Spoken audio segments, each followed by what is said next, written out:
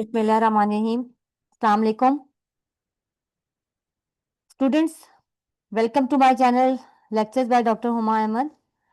आज हम ड्रग्स की जिस क्लासिफिकेशन को डिस्कस कर रहे हैं वो टीबी के अगेंस्ट यूज की जाने वाली ड्रग्स हैं। इसीलिए हम इनको नाम देते हैं anti tubercular drugs. Anti tubercular drugs यानी कि टीबी के अगेंस्ट यूज होने वाली मेडिसिनल एजेंट्स हैं ये। टीबी एक ऐसी डिजीज है जो कि माइकोबैक्टीरियम ट्यूबरकुलोसिस की वजह से होती है। बैक्टीरियल डिजीज है ये।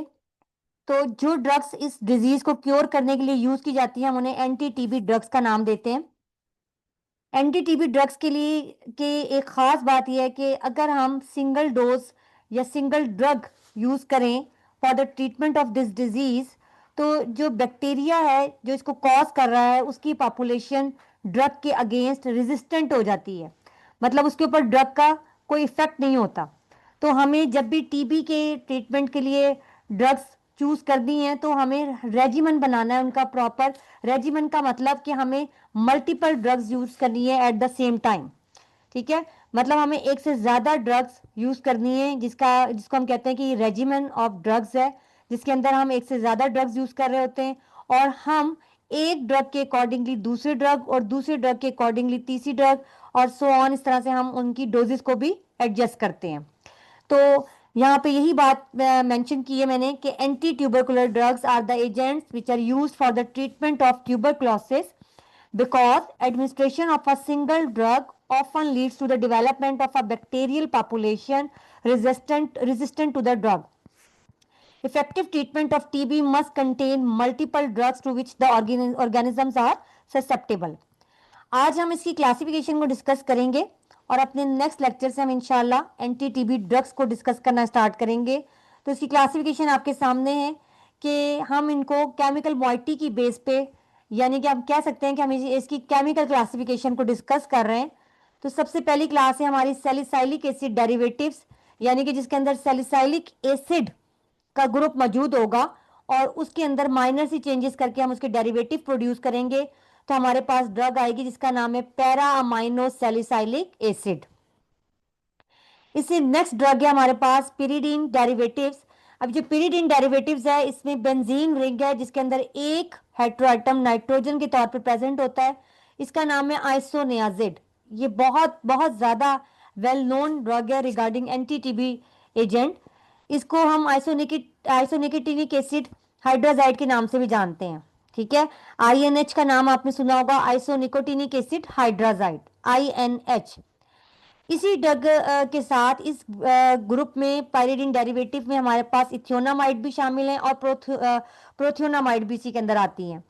इसी तरह से हम अगली ड्रग की बात करते हैं, अगली क्लास की बात करते हैं और वो क्लास है हमारी पायराजीन डेरिवेटिव।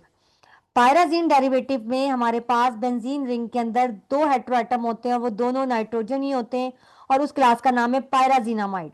पायराजीन डेरिवेटिव के अंडर जो ड्रग आ रही है उसका नाम है पायराजीनामाइड। इसके बाद हमारे पास नेक्स्ट क्लास है इथाइलिन डाइअमाइनो ब्यूटानोल डेरिवेटिव्स। इथाइलिन डाइअमाइनो यानी कि हमारे पास दो कार्बन का कंपाउंड है जिसके अंदर अमाइनो ग्रुप भी दो लगे हुए हैं और फिर चार कार्बन के साथ हाइड्रोक्सिल ग्रुप अटैच है। आप नाम के साथ इसको बड़े आराम से एक्सप्लेन कर सकते हैं और उसमें भी माइनर से चेंजेस लाके डेरिवेटिव बनाए जाते हैं जिसको हम कहते हैं ईथम ब्यूटोल। नेक्स्ट केमिकल क्लासिफिकेशन अगर हम देखें एंटीटीबी ड्रग की, तो एंटीबायोटिक्स भी यूज होती हैं इस पर्पस के लिए, जिसमें स्टेप्टोमाइसिन है, रिफेम्पिसिन है एंड कैनामाइसिन है। टीबी के ट्रीटमेंट के लिए जितनी जरूरी ड्रग आइसोनियाजिड है, साइड बाय साइड रिफेम्पिसिन भी हमारे पास उतनी ही इंपॉर्टेंस रखती है as an anti TB agent. कुछ और ड्रग्स भी हैं जिनको हम क्लासिफाई नहीं कर सकते प्रॉपरली, लेकिन हम उन्हें टीबी के ट्रीटमेंट के लिए यूज करते हैं, तो हम उनको नाम दे देते हैं कि these are the miscellaneous drugs. इसके अलावा एक नेक्स्ट क्लासिफिकेशन है जिसका नाम है फ्लोरोक्विनोलोन्स। ठीक है, फ्लोरोक्विनोलोन्स क्या है जी? Ofloxacin and ciprofloxacin. ये भी टीबी के पर्पस के लिए यूज हो सकती हैं, टीबी को क्योर करने के लिए यूज हो सकती हैं। इसके अलावा हमारे पास एक लास्ट हमारे पास क्लास है जिसका नाम है मैक्रोलाइड्स। मैक्रोलाइड्स में भी हमारे पास यहाँ पे दो ड्रग्स नजर आ रही हैं जिसमें से एक का नाम है क्लैरिथ्रोमाइसिन और दूसरे का नाम है एजिथ्रोमाइसिन। ये अब आपको ड्रग्स के नाम से पता चल रहा होगा कि ये एंटीबायोटिक या सेफेलोस्पोरिन्स क्या हैं, आपको समझ आ रही होगी।